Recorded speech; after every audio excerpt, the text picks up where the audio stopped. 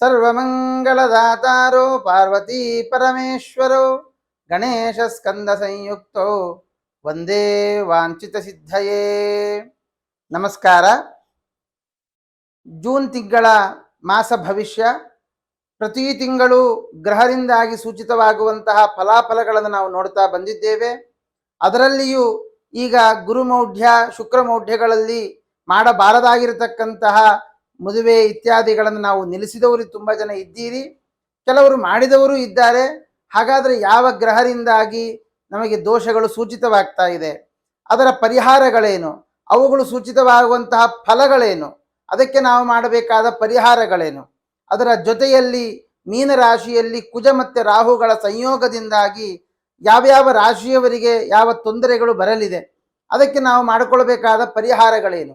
ಕುಜನಿಂದಾಗಿ ಭೂಮಿಯ ತೊಂದರೆ ಆಗಬಹುದು, ರಾಹುವಿನಿಂದಾಗಿ ಆರೋಗ್ಯದ ತೊಂದರೆಗಳಾಗಬಹುದು. ಹಾಗಾಗಿ ಅನೇಕ ರಾಶಿಗಳಿಗೆ ಅನುಕೂಲವೂ ಇದೆ, ಅನಾನುಕೂಲವೂ ಇದೆ.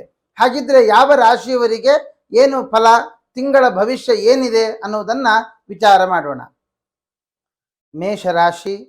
ಮೇಷರಾಶಿಯವರು ಒಳ್ಳೆಯ ಗುರುಬಲ, ಹಣಬಲ, ಜೊತೆಗೆ ಆತ್ಮೀಯರ ಬಲ ಇದೆಲ್ಲ ವೃದ್ಧಿಯಾಗುವಂತಹ ಸಮಯ.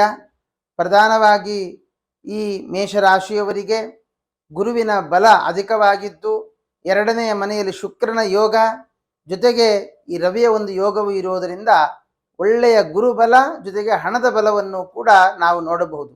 ಆದರೆ ಈ ಮೇಷರಾಶಿಯವರನ್ನು ವಿಶೇಷವಾಗಿ ವಿಮರ್ಶೆ ನಾವು ಮಾಡ್ತಾ ಹೋದಾಗ, ಗುರುಬಲವು ಒಳ್ಳೆಯ ರೀತಿಯಲ್ಲಿ ಇದ್ದರೂ ಆ ಗುರುವಿಗದು ಶತ್ರುಕ್ಷೇತ್ರವಾಗಿದೆ. ಅದರ ಜೊತೆಗೆ ಅಲ್ಲಿ ಆ ಪಂಚಮಾಧಿಪತಿ ಆಗಿರತಕ್ಕಂತಹ ರವಿಯ ಒಂದು ಯೋಗವೂ ಇರುವುದರಿಂದ ನಮಗೆ ದೇವರ ಅನುಗ್ರಹದ ಜೊತೆಗೆ ದೈಹಿಕವಾದ ಬಲವೂ ಕೂಡ ಬಹಳ ಮುಖ್ಯವಾಗುತ್ತೆ. ಅದರಲ್ಲಿ ಕೆಲವೊಂದು ಕೊರತೆಗಳನ್ನು ಅನುಭವಿಸಬೇಕಾಗುತ್ತೆ ಮೇಷರಾಶಿಯವರು. ಕಾರಣ 6ರಲ್ಲಿ ಕೇತುವಿನ ಯೋಗ ಮತ್ತು ಈ ಬುಧ 6ನೇ ಮನೆಯ ಅಧಿಪತಿಯಾದಂತಹ ಬುಧ ನಮಗೆ 2ನೇ ಮನೆಯಲ್ಲಿ ಬಂದಿರುವ ಕಾರಣ ದೈಹಿಕವಾಗಿರತಕ್ಕಂತಹ ಸಮಸ್ಯೆಗಳು. ನಾನು ಹಿಂದೆಯೇ ಹೇಳಿದೆ, ಕುಜ ಮತ್ತು ರಾಹುಗಳ ಯೋಗ, ಅದು ಮೇಷರಾಶಿಯ ಅಧಿಪತಿ ಕುಜನೇ ಆಗಿರೋದರಿಂದ ಅವನಿಗೆ ರಾಹು ಒಂದು ಯೋಗ ಇರೋದರಿಂದಾಗಿ ಸ್ಕಿನ್ ಅಲರ್ಜಿ ಆಗಬಹುದು, ನರಗಳಿಗೆ ಸಂಬಂಧಪಟ್ಟ ತೊಂದರೆ ಆಗಬಹುದು, ವಾಹನಕ್ಕೆ ಸಂಬಂಧಪಟ್ಟ ತೊಂದರೆ, ವಾಹನದಿಂದ ಬೀಳುವುದಾಗಬಹುದು, ಅಥವಾ ಹೊಸ ವಾಹನ ಖರೀದಿ ಮಾಡಬೇಕು ಅಂತ ಭಾರಿ ಆಸೆ, ಆದರೆ ಲೋನ್ ಪ್ರಾಸೆಸ್ಸೇ ಆಗೋದಿಲ್ಲ. ಈ ತರಹದಲ್ಲಿ ಒಂದೊಂದರ ಮೇಲೆ ಇನ್ನೊಂದರ ಮೇಲೆ ಇನ್ನೊಂದು ವಿಘ್ನಗಳನ್ನು ನಾವು ಎದುರು ನೋಡಬೇಕಾಗುತ್ತೆ. ಹಾಗಾದರೆ ಗುರುಬಲ ಇದೆಯಲ್ಲ ಅಂತ ಸಂತೋಷದಲ್ಲಿದ್ವಿ, ಏನಿದೆ ಹೀಗೆ ಅಂತ ವಿಚಾರ ಮಾಡಬೇಡಿ. ಅದಕ್ಕೆ ಸರಿಯಾದ ರೀತಿಯಾದ ಪರಿಹಾರಗಳು. ವಿಷ್ಣು ಸಹಸ್ರನಾಮದ ಜಪ, ಅದು ಯಾಕೆ ಅಂತಂದರೆ ಗುರುವಿಗೆ ಒಂದು ಬಲವನ್ನು ಕೊಡಬೇಕು.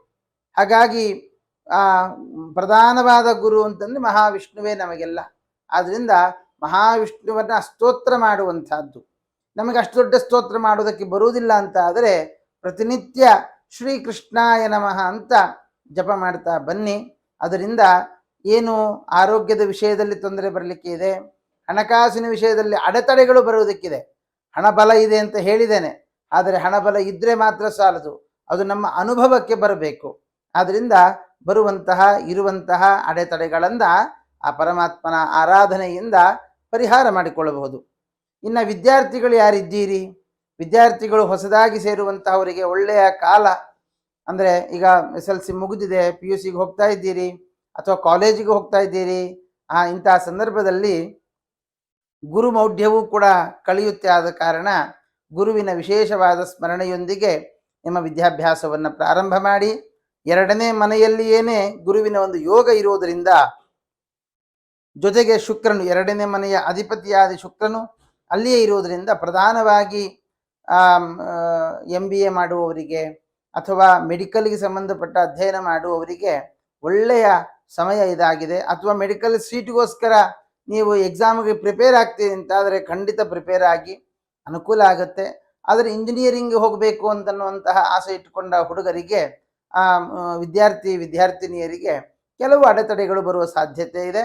ಅಂತಹವರಿಗೆ ವಿದ್ಯಾಭ್ಯಾಸದಲ್ಲಿ ಏನಾದರೂ ಅಡೆತಡೆಗಳು ಬರ್ತಾ ಇದೆ ಅಂತ ನಿಮಗೆ ಅನಿಸಿದರೆ ಒಮ್ಮೆ ನಿಮ್ಮ ಜಾತಕದ ವಿಮರ್ಶೆ ಮಾಡಿಸಿಕೊಳ್ಳಿ, ಅಥವಾ ಸುಬ್ರಹ್ಮಣ್ಯನ ಆರಾಧನೆಯನ್ನು ಮಾಡಿ. ಖಂಡಿತ ಆ ವಿದ್ಯಾಭ್ಯಾಸದ ಅಡೆತಡೆಗಳೆಲ್ಲ ಪರಿಹಾರವಾಗುತ್ತೆ. ಇನ್ನು ಮೇಷರಾಶಿಯವರಿಗೆ ತುಂಬ ಹಿಂದಿನಿಂದಲೂ ಬರಬೇಕಾದ ಸಂಪತ್ತು ಏನಿದೆ ಅದು ಬರುವಂತಹ ಕಾಲ ಮೇಷರಾಶಿಯವರಿಗೆ ಇದಾಗಿದೆ. ಇನ್ನು ಅಣ್ಣ ತಮ್ಮಂದಿರ ಮಧ್ಯದಲ್ಲಿ ಭಿನ್ನಾಭಿಪ್ರಾಯಗಳು ಬರುವಂತಹದ್ದು, ಜೊತೆಗೆ ಅಥವಾ ಅಣ್ಣ ತಮ್ಮಂದಿರಿಗೆ ಆರೋಗ್ಯದಲ್ಲಿ ಏರ್ಪೇರಾಗುವಂತಹದ್ದು, ಈ ಒಂದು ಯೋಗವು ಕೂಡ ನಾವು ಕಾಣಬೇಕಾಗಿದೆ. ಇನ್ನು ಈ ಮೇಷರಾಶಿಯಿಂದ 4ನೇ ಮನೆಯ ಚಂದ್ರ ಅವನು 12ನೇ ಮನೆಯಲ್ಲಿ ಲಗ್ನಾಧಿಪತಿ ಕುಜನ ಜೊತೆಯಲ್ಲಿದ್ದಾನೆ. ಆದ್ದರಿಂದ ಮಾತುಸ್ಸ ವಕ್ರಶಶಿ ಅಂತ ಹೇಳುವಂತಹ ಫಲ. ಅಂದರೆ ಮೇಷರಾಶಿಯವರು ಜಾಗ್ರತೆ ಮಾಡಬೇಕು. ತಾಯಿಯ ಆರೋಗ್ಯದಲ್ಲಿ ಏರುಪೇರಾಗುವಂತಹದ್ದು, ಅಥವಾ ನಿಮ್ಮ ಜಮೀನಿನಲ್ಲಿ ಬೇರೆಯವರು ಮನೆ ಕಟ್ಟಿಕೊಳ್ಳುವಂತಹದ್ದು, ಆದರೆ ಕಬ್ಜಾ ಮಾಡುವಂತಹ ಸಾಧ್ಯತೆಗಳು ಕೂಡ ಇದ್ದಾವೆ. ಆದ್ದರಿಂದ ಸ್ವಲ್ಪ ಹುಷಾರಾಗಿರಬೇಕು. ಅವಾಗವಾಗ ಆ ಭೂಮಿಯನ್ನು ನೋಡಿಕೊಂಡು ಬರುವಂತಹದ್ದು, ಹೇಗಿದೆ ಅನ್ನೋದನ್ನು ನೋಡಿ ಅದನ್ನು ಕ್ಲೀನ್ ಮಾಡಿಸುವಂತಹದ್ದು, ಆ ಥರ ಮಾಡ್ತಾ ಬಂದೆವು ಅಂತ ಆದರೆ ನಮ್ಮ ಜಾಗವೂ ನಮಗೆ ಉಳಿತದೆ, ನಮ್ಮ ಮನೆ ನಮ್ಮ ಜಾಗದಲ್ಲೇ ನಾವು ಕಟ್ಟಿಕೊಳ್ಳಬಹುದು, ಅದನ್ನು ಏನು ತೊಂದರೆ ಆಗೋದಿಲ್ಲ. ಇನ್ನು ಯಾರಿಗೆ ಸಂತಾನವಾಗಿಲ್ಲ, ಸಂತಾನದ ಆಕಾಂಕ್ಷಿಗಳು ಯಾರಿದ್ದೀರಿ ಮೇಷರಾಶಿಯವರು, ಮೇಷರಾಶಿಯವರಿಗೆ ಆಗುವಾಗ ಸಂತಾನದ ಲಾಭಗಳನ್ನು ಹೇಳಬಹುದಾಗಿದೆ. ಆದರೆ ಒಂದು ಈ ಲಗ್ನಾಧಿಪತಿಗೆ ರಾಹುವಿನ ಯೋಗ, ನಾನು ಆಗಲೇ ತಿಳಿಸಿದ್ದೇನೆ, ಕುಜರಾಹುಗಳ ಯೋಗ ಇರುವುದರಿಂದಾಗಿ ಅವನು ಷಷ್ಠಕ್ಕೆ ದೃಷ್ಟಿ ಕೊಡ್ತಾ ಇರುವುದರಿಂದಲೂ ಕೂಡ ನಮಗೆ ಈ ಸಂತಾನದ ಸಂಬಂಧಪಟ್ಟ ಅನುಕೂಲಗಳಿದ್ದರೂ ಕೆಲವು ಮೆಡಿಸಿನ್ಗಳ ಅವಶ್ಯಕತೆ ಇದೆ. ಆದ್ದರಿಂದ ಒಮ್ಮೆ ಇಬ್ಬರ ಜಾತಕಗಳನ್ನು ವಿಮರ್ಶೆ ಮಾಡಿಸಿಕೊಳ್ಳಿ, ಅಥವಾ ಅದರ ಜೊತೆಗೆ ಒಂದು ಈ ಡಾಕ್ಟರ್ಗಳನ್ನು ಕನ್ಸಲ್ಟ್ ಮಾಡುವಂಥದ್ದು ಕೂಡ ಅವಶ್ಯಕತೆ ಇದೆ. ಯಾರಿಗೆ ಆಗಿಲ್ಲ ಅಂತಹವರಿಗೆ, ನೂತನ ದಂಪತಿಗಳಿಗೆ ಅವಶ್ಯಕತೆ ಇಲ್ಲ. ಇನ್ನು ಈ 6ನೇ ಮನೆಯ ಈ ಬುಧ, ಅವನಿಗೆ ನಾನು ಹಿಂದೆ ಹೇಳಿದ್ದೇನೆ ಆರೋಗ್ಯದಲ್ಲಿ ಏರುಪೇರಾಗುವಂತಹದ್ದು, ನರಗಳಿಗೆ ಸಂಬಂಧಪಟ್ಟ ಸ್ಕಿನ್ಗೆ ಸಂಬಂಧಪಟ್ಟಂತಹ ತೊಂದರೆಗಳು. ಹಾಗಾಗಿ ಪರಿಹಾರಗಳನ್ನು ಕೂಡ ಮಾಡಿಕೊಳ್ಳಿ. ಇನ್ನು ಯಾರಿಗೆ ಮದುವೆ ಆಗಿಲ್ಲ, ಮದುವೆ ಬಗ್ಗೆ ಯಾರಿಗೆ ಆಲೋಚನೆ ಇದೆ, ಇನ್ನೂ ಆಗಲೇ ಇಲ್ಲ ಮದುವೆ ಇತ್ಯಾದಿಗಳ ಬಗ್ಗೆ ಯಾರಿಗೆ ಆಲೋಚನೆ ಇದೆ, ಅಂತಹವರಾಗುವಾಗ ವಿವಾಹದ ಬಗ್ಗೆಯೂ ಕೂಡ ತೊಂದರೆ ಇಲ್ಲ. ಒಳ್ಳೆಯ ಇಷ್ಟಪಟ್ಟ ಹುಡುಗಿಯ ಜೊತೆಗೆ ವಿವಾಹ ಆಗುವಂತಹ ಸಾಧ್ಯತೆಗಳು ಕಂಡು ಬರ್ತಾ ಇದೆ. ಇದರ ಜೊತೆಗೆ ಈ ನವಮಾಧಿಪತಿಯು ಗುರುವೇ ಆಗಿರುವುದರಿಂದ ಅವನಿಗೆ ಒಂದು ಮಾಂದಿಯ ಯೋಗ ಎಲ್ಲ ಇರುವುದರಿಂದ ತಂದೆಯ ಆರೋಗ್ಯದಲ್ಲಿಯೂ ಕೂಡ, ಅಥವಾ ತಂದೆಗೆ ಮನಸ್ಸಿಗೆ ಬೇಸರ ಆಗುವ ಹಾಗೆ ನಾವು ನಡೆದುಕೊಳ್ಳುವಂತಹದ್ದು, ಅದರಿಂದ ಅವರಿಗೆ ಮನಸ್ಸಿಗೆ ಘಾಸಿ ಆಗೋದೇ ಇರುವ ರೀತಿಯಲ್ಲಿ ನಮ್ಮ ನಡವಳಿಕೆ ಇರುವುದು ಬಹಳ ಒಳ್ಳೆಯದು. ಇನ್ನು ಹೊಸದಾಗಿ ಕೆಲಸ ಹುಡುಕ್ತಾ ಇರುವಂತಹ ವ್ಯಕ್ತಿಗಳಿಗೆ ಹೇಗೆ ಅಂತ ವಿಚಾರ ಮಾಡಿದರೆ ಸ್ವಲ್ಪ ಕೆಲಸ ಸಿಗೋದು ತಡವಾಗುತ್ತೆ, ಜೊತೆಗೆ ಸ್ವಲ್ಪ ಸಮಯವನ್ನು ವೆಯ್ಟ್ ಮಾಡಬೇಕಾಗುತ್ತೆ. ನಮಗೆ ನಾವು ಅಂದುಕೊಂಡ ಕೂಡಲೇ ನಮಗೆ ಕೆಲಸ ಸಿಗೋದು ಕಷ್ಟ ಆಗುತ್ತೆ. ಹಾಗಾಗಿ ಕೆಲಸಕ್ಕೆ ಸಂಬಂಧಪಟ್ಟ ಹಾಗೆ ಕೆಲವು ಕೋರ್ಸುಗಳನ್ನು ಮಾಡಿಕೊಳ್ಳುವಂತಹದ್ದು, ಸ್ವಲ್ಪ ಇನ್ಫ್ಲುಯೆನ್ಸನ್ನು ಉಪಯೋಗಿಸಿಕೊಳ್ಳುವಂತಹದ್ದು, ಈ ರೀತಿಯಲ್ಲಿ ಮಾಡಿಕೊಂಡಾಗ ಕೆಲಸದ ಅನುಕೂಲಗಳಾಗುತ್ತೆ. ಲಾಭದಲ್ಲಿ ಕರ್ಮಾಧಿಪತಿ ಬಂದದ್ದರಿಂದ ನಿಮಗೆ ಹಣದ ಅನುಕೂಲಗಳಿದೆ. ಆದರೆ ಲಗ್ನಾಧಿಪತಿ ವ್ಯಯಕ್ಕೆ ಹೋಗಿರುವ ಕಾರಣ ಎಲ್ಲ ನಿಮಗೆ ಈ ತಿಂಗಳು ಮೇಷರಾಶಿಯವರಿಗೆ ಕೈಗೆ ಬಂದ ತುತ್ತು ಬಾಯಿಗೆ ಸಿಗದೆ ಹೋಗುವಂತಹ ಸಾಧ್ಯತೆಗಳು ಅಧಿಕವಾಗಿದೆ. ಆದ್ದರಿಂದ ಹೆಚ್ಚಾಗಿ ಮೇಷರಾಶಿಯವರು ಈ ಮಾಸದಲ್ಲಿ ಬರಬಹುದಾದಂತಹ ಸಮಸ್ಯೆಗಳನ್ನು ಬಗೆಹರಿಸಿಕೊಳ್ಳುವುದಕ್ಕೋಸ್ಕರ ಹಿಂದೆ ಹೇಳಿದ ಪರಿಹಾರ, ಅದರ ಜೊತೆಯಲ್ಲಿ ನಿಮಗೆ ಅವಕಾಶವಿದ್ದಲ್ಲಿ ಪ್ರತಿ ಮಂಗಳವಾರ ನಾಗದೇವರಿಗೆ 2 ಎಳನೀರನ್ನು ಅಭಿಷೇಕಕ್ಕೆ ಕೊಡುವಂತಹದ್ದು, ಆ ರೀತಿಯಲ್ಲಿ ಮಾಡಿ ನಾಗನ ಆರಾಧನೆಯನ್ನು ಮಾಡಿ ಖಂಡಿತ ಒಳ್ಳೆಯದಾಗುತ್ತೆ. ಈ ಮಾಸದಲ್ಲಿ ಬರಬಹುದಾದ ಯಾವುದೇ ಸಮಸ್ಯೆಗಳಿದ್ದರೂ ಕೂಡ ಆ ಎಲ್ಲ ಸಮಸ್ಯೆಗಳಿಂದ ತಾವು ದೂರವಾಗಿ ಭಗವಂತನ ಅನುಗ್ರಹವನ್ನು ಪಡೆದುಕೊಳ್ಳಬಹುದು ಅಂತ ಹೇಳ್ತಾ ಕೃಷ್ಣಾರ್ಪಣ.